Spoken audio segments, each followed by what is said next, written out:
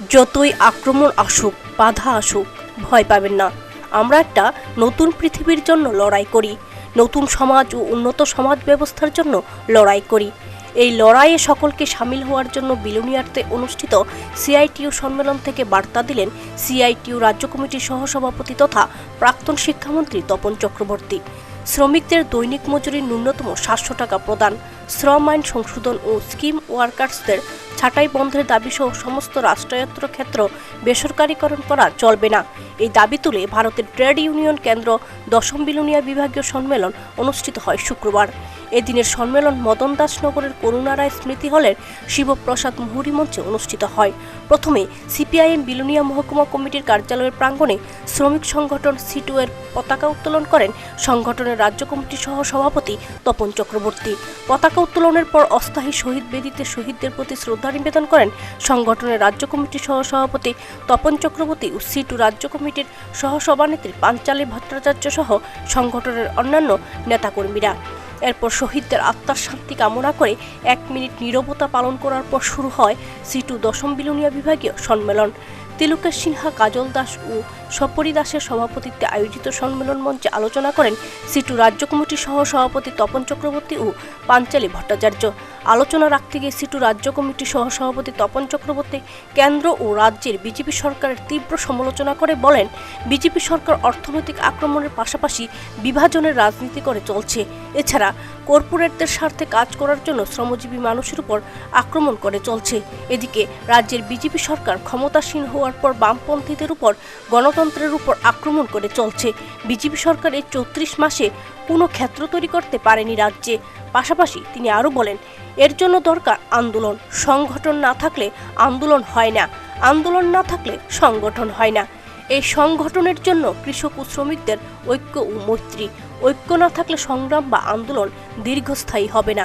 সকলকে ঐক্যবদ্ধ করে আন্দোলন গড়ে তোলার আহ্বান জানান সিটু রাজ্য সহ সভাপতি তপন চক্রবর্তী। এটা যখন আমরা একটা জিনিস দেখছি, বর্তমান কেন্দ্রীয় সরকার এবং রাজ্যে যেগুলো বিজেপি সরকার প্রতিষ্ঠিত হয়েছে তাদের আরেকটা যে চরিত্র, এটা মনে করলে ভুল হবে যে তাদের সাম্প্রদায়িক এজেন্ডা থেকে তারা না, বিশেষ করে শ্রমজীবী অংশের মানুষকে এটা মাথায় রাখতে হবে।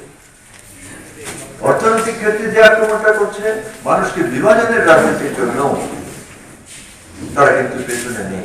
কোভিড সিচুয়েশন, ফার্ম বিল, কৃষক বিদ্রোহ, এই জন্য তাদের যে কমিউনাল এজেন্ডাগুলো, এই যে আমরা গত 1 বছর আগে কোভিড সিচুয়েশন আসার আগে পর্যন্ত কি নিয়ে মানুষের কাছে যাচ্ছিলাম,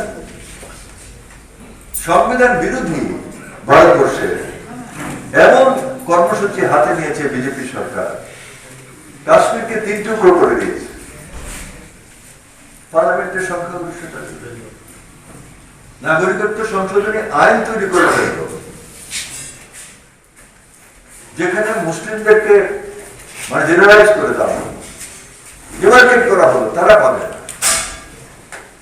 নাগরিকত্ব, তারা পেতে পারে না, এবং তারা বেআইনিভাবে ভারতবর্ষে বসবাস করছে, তার জন্য নাগরিক পঞ্জি তৈরি করে, ন্যাশনাল সিটিজেনশিপ রেজিস্টার তৈরি করা, এগুলোর বিরুদ্ধে আমরা লড়াই করছি। সারা দেশে আগে চলে দিয়েছিল, এখন আপাতত স্থিমিত আছে, কিন্তু এই এজেন্ডা নিয়ে তারা সামনের দিকে এগোবে। এই বিষয়ে আমাদের ভুললে চলবে না, সেই কাজগুলো কিন্তু তারা করবে। এরপর সম্মেলনের আগত সিটু অন্তর্ভুক্ত বিভিন্ন গণসংগঠনের প্রতিবেদনের উপর আলোচনার পর সিটু রাজ্য কমিটির সহ সভানেত্রী পাঞ্চালী ভট্টাচার্যের আলোচনার পর আগামী দিনের আন্দোলনের রূপরেখা তৈরি হয় সম্মেলন থেকে। এরপর সিটুর পুরনো কমিটি ভেঙে দিয়ে গঠন করা হয় নতুন কমিটি। 47 জনকে নিয়ে হয় সিটু বিলোনিয়া বিভাগীয় কমিটি। সভাপতি ও সম্পাদক হিসেবে নির্বাচিত হয়েছে তিলকেশ সিনহা ও বিজয় তিলক। বিলোনিয়া থেকে সমীর দেবনাথের প্রতিবেদন, দুরন্ত টিভি।